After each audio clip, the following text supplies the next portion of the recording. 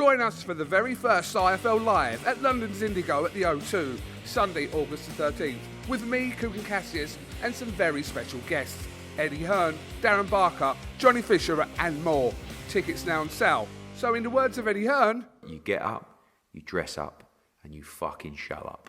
Oscar Bevis, IFL TV, proudly sponsored by Everlast. Delighted as always to be joined by Mr. Johnny Nelson. Mate, it's very good to see you. I can't believe it's Friday, or it's taken till Friday for us to get you on the channel. But now we've had the fight, we can kind of dissect a few things. Franchon's coming with that energy. I like it. You know, she got on the stage there with a crew for the weigh-in, and I thought, she's got that big fight feel about it.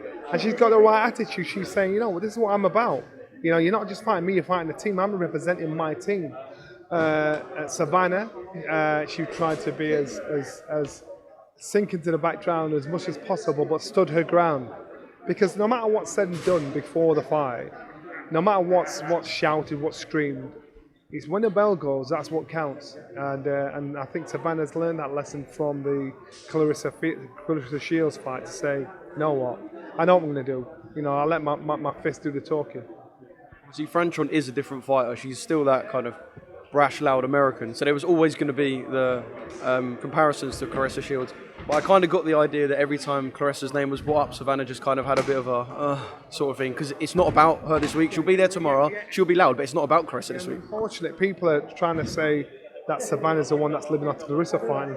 Savannah's like, no, you guys bring it up. If you bring it up, I've got to say something. So in reality, let's just stick to the facts. The fact is she's fighting Cruz Dezern. Cruz Dezern is a unified champion. It's a big fight. A weight that's heavier, that suits Savannah down to the ground. Cruz Dezern is not Clarissa Shields. She doesn't have that skill set, but she has the heart, the desire, everything going for her. That if you're the faint-hearted, she will find you out and test you. So you've got to respect where she's coming from. This is not a done deal. This is going to be a tough fight. And you've got a champion that's walking in like a hungry fighter. That's dangerous. So you've got a challenge that's there. That fact you think I'm desperate because if I lose this, you know, I'm going to box at a level that I feel I'm above. And I wouldn't surprise me if Savannah said I'm out. She lost. Wouldn't surprise me if she said I'm done with this because she believes this is her level and anything less is not enough. Fingers crossed we get an undisputed British champion by the end of this weekend. On Natasha Joda, she is like the boxer success story. Kind of looked a bit frozen out at times. For someone like her to not get her hands on a world title would have been a shame. Signs the boxer, switches weight, world title win, unify, another weight looking for a world title. The last 18 months have been wild. I've been wild for, you know, she was Miss GB in the amateurs coming through to the pros. Everything we expected of her. She got the shock loss. She didn't get the rub of the green with Terry Harper, and she was kind of written off. Then all of a sudden, what's supposed to be the twilight stage in her career, everything starts to fall into place. I believe she becomes the IBF champion Saturday night. I think people have underestimated her skill set. People have underestimated what she's capable of doing, and people just don't realise she's got a lot more going for her. She's so intelligent.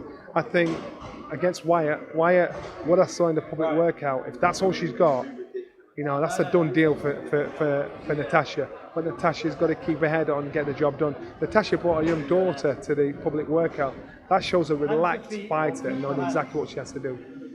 Quick one on Ben Whittaker. It's kind of you know what you're going to get in terms of the flashiness sort of stuff, but you don't know what you're going to get because he's always got something that he's going to pull out. So just kind of excited to see him get back in and do his thing. Ben don't be fooled by the bling. Don't be fooled by the smile. Don't be fooled by the noise he's making. This guy can fight. This guy can really fight for fun and all that. He does all the hard work, but he'll make out to you like as though it's easy. He works hard in the gym. And so now this is the sales side of it. He's a salesman. He's got to sell himself. He's his own business and he understands modern day fighting, which is why this guy is one of the most sought after fighters around the world. Promoters are trying to DM him, man, to try and get in touch with this guy because they know potentially he is a pay-per-view fighter. Potentially he's going to be a limitless fighter for as long as he wants to be at a weight division where you can go wild and go crazy about. He's got to learn his job. He's got to learn his craft. He's got to have experiences, good and bad, to become the full finished fighter. Do you reckon Ben Shalom, I mean, is going to kind of feel a bit on his toes? Because like you said, he is arguably the most in-demand prospect in the world.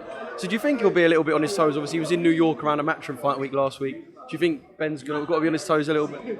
I think Ben has obviously offered something to his fighters and given opportunity and a platform to his fighters that nobody else can. Remember, the biggest, most powerful platform in boxing is Sky Sports Boxing. Ben has the key to the kingdom. If you're a fighter and you want to be known, you're a fighter, you want the exposure, you're a fighter, you want the opportunity, it's there on the platform of Sky. Everybody knows, everybody sees you, everybody can tell you what you've done left, right and centre.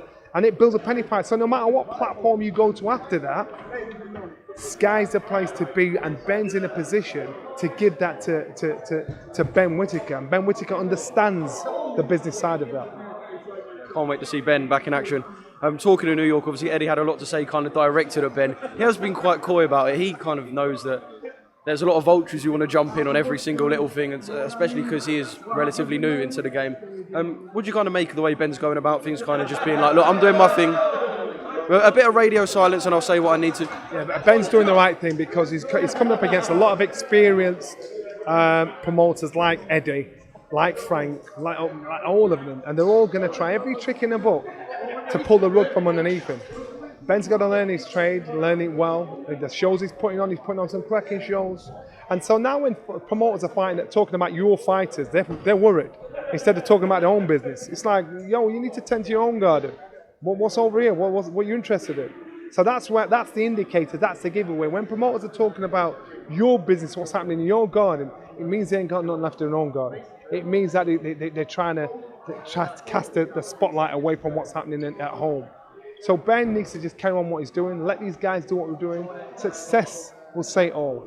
Don't shout, don't brag, don't boast, just get the job done. That's what he's doing. At least he's not on Twitter like Oscar De La Hoya at the moment.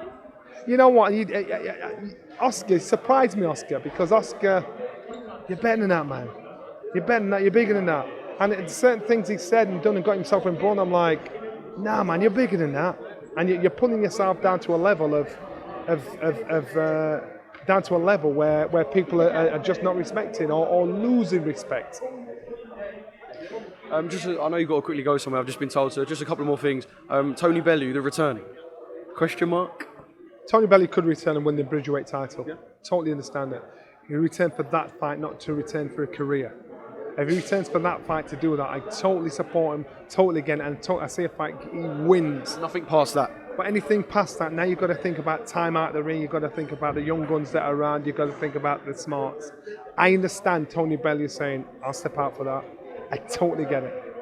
And quick one on the heavyweights. I know Eddie said he's had a couple of meetings with Saudi, closer to a contract for Deontay Wilder, but in the interim, the Dillian White fight looks closer now. Just kind of your take on that whole situation and whether Joshua should or shouldn't have an interim fight? Well, Joshua himself will want to get out there as much as possible, but as a promoter, from Eddie's point of view, he want to make sure his fight is safe to fight in such a big, lucrative fight in Saudi. So this is now between the camps to try and talk business and get on with business and see how to deal with it. But let's see how it turns out. Join us for the very first IFL Live at London's Indigo at the O2, Sunday, August the 13th, with me, Kugan Cassius, and some very special guests. Eddie Hearn, Darren Barker, Johnny Fisher and more. Tickets now on sale. So in the words of Eddie Hearn, You get up, you dress up, and you fucking shut up.